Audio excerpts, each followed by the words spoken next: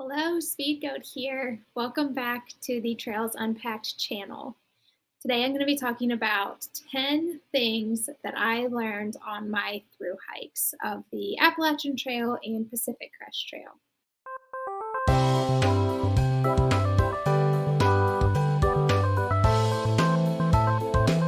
So, for today's video, I kind of want to talk about 10 things that I learned on the trail just to kind of give you some tips of things you might not expect to learn from trail. Keeping it more focused away from gear because there's probably like 1,000 tips I could give on gear, but more about things that I wasn't expecting, like mentally, emotionally, and more on like the resupply side of stuff. So let's get into it. Number one is you are going to feel your highs pretty high and your lows pretty low. So with through hiking or backpacking just in general, your needs are pretty rudimentary. You're probably focused on getting to point A to point B safely, eating, and getting water. So with your needs being so simplistic though, when things don't go according to plan, it can feel more catastrophic. But on the opposite side, when things go according to plan, or even not even according to plan, but positive in an unintentional way, it can feel really high. So you can go from these points of lows to highs where things that might not affect you in your day-to-day life feel more impactful on trail. And so that was something that I kind of learned within the first week of through hiking was that I'm going to be going through these mental and emotional kind of roller coasters, and they can happen within a matter of an hour to a 24-hour period. You're just feeling these things a little bit more extremely. Number two kind of goes off of this, but valuing the simplicity. So when you're out there, you're really living with just the essentials. You'll quickly realize what you really need on trail, and you'll start focusing on what your basic needs are, which is really food, water, shelter, and ultimately getting from point A to point B. So it can make you appreciate the things that you have. It can also make you appreciate the things that you don't have. The things in everyday life, like your bed or even a roof over your head when it's raining. It can make you appreciate a whole variety of different things. And ultimately makes you appreciate the nature that you're in. So it's beauty and simplicity. Number three, get used to not looking at yourself in the mirror and not caring about it. Going from somebody who works an in-person 9 to 5 job, I'm used to waking up, putting on makeup, getting my hair ready, looking presentable, and a lot of that time focuses around a mirror. When you're out through hiking, you just don't care about that. You might not be carrying a mirror, or you might be carrying like a little teeny tiny mirror that's inside of your like hairbrush, but you just don't care. Number four. This might be controversial, and I will totally say it's based off of my own personal experience, but hiking is the easiest part of through hiking. And to expand on that, I feel like I'm a pretty physically fit person. I work out in my day-to-day life and keep fairly active. Getting onto trail, the hiking was not the hardest part for me. But the hardest part was dealing with things that I couldn't really control, like the weather, whether it be too hot, really cold, or even just raining. And not having my normal support system, like my family and friends in my everyday life. Even like prior to going on trail, trying to get everything situated before going out there, finding health insurance, all that kind of stuff. That was the items that were the most, I guess, challenging and was the hardest part of the through hiking journey. Ultimately, the hiking part, getting from point A to point B on a daily basis, felt like the easiest thing. It was everything else that goes around through hiking that makes it more challenging. Number 5, definitely plays on my kind of fears or whatever, but it's getting into town is not as hard as you think. So one of my fears on trail was running out of food or not having enough, but then ultimately not wanting to have to plan on the unknowns of getting into town to resupply. That just seemed like a really scary task to me. Even having somebody else that I was through hiking with, my sister, even having her there so that we could get in and out of town, I really wanted no part in it. If a town was within a mile of trail, that was like the sweet spot to me because you could just hike there. You wouldn't have to mess around with getting a shuttle or a hitch or anything. I quickly realized that's not feasible.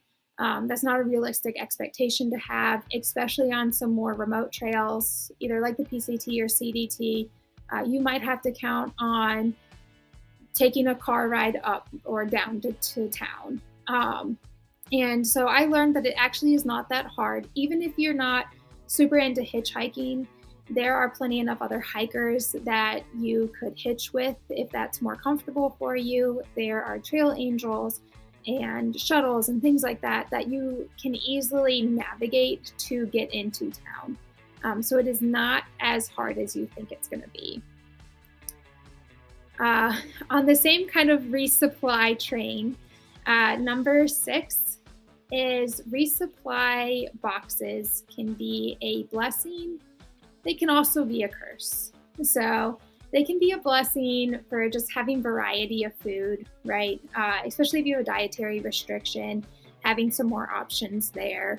Even if you don't have a dietary restriction, it's always nice to get something fun and different on trail. But with that being said, you're then less flexible, I guess, in where you can go. If you have a resupply box that's sent to a specific location, you're tied to having to get there. If for some reason the resupply box doesn't make it there in time, then you are in the predicament of either having to wait for it or something to try to figure out how to get it.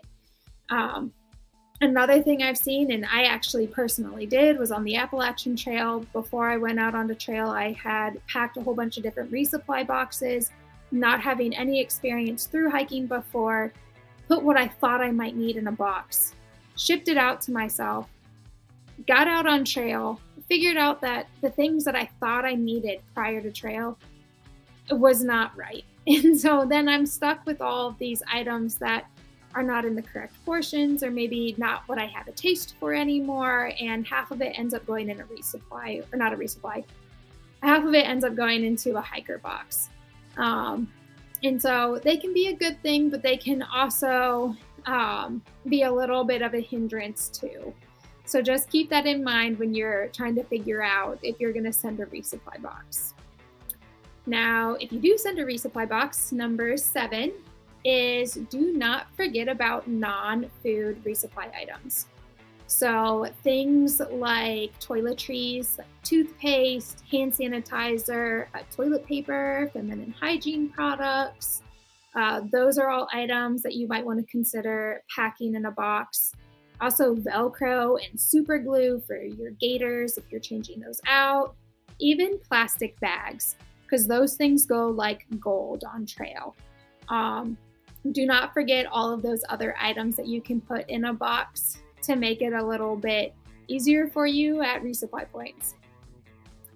Number 8, when you leave town, do not underestimate the power of hot or just town food in general on your way or on your first night out of town. Me and my sister got into the habit of packing ourselves out something from town, whether it be like hot food or just town food, like a Subway sub, for that day or that night leaving town. It's just nice to have something, a little bit of a treat heading back out to trail. Number 9, which is probably the most helpful tip Probably the tip that people will not listen to as much. I know I probably wouldn't have listened to it. Probably the tip that you've heard over and over again, which is that you need to stay flexible and try not to plan everything out. I know people try to plan out every single day on the trail. I did this when I was planning for the Appalachian Trail. I looked at a list of all of the resupply and town stops that are on the whole, 2,100 miles of the hike. And I went through my AWOL guide and marked every single one that I wanted to go to. And that's just insane. When you're in your everyday life, you're not planning out what you're eating for 6 months. You're not planning out what you're wearing for 6 months. Why would you do that on trail?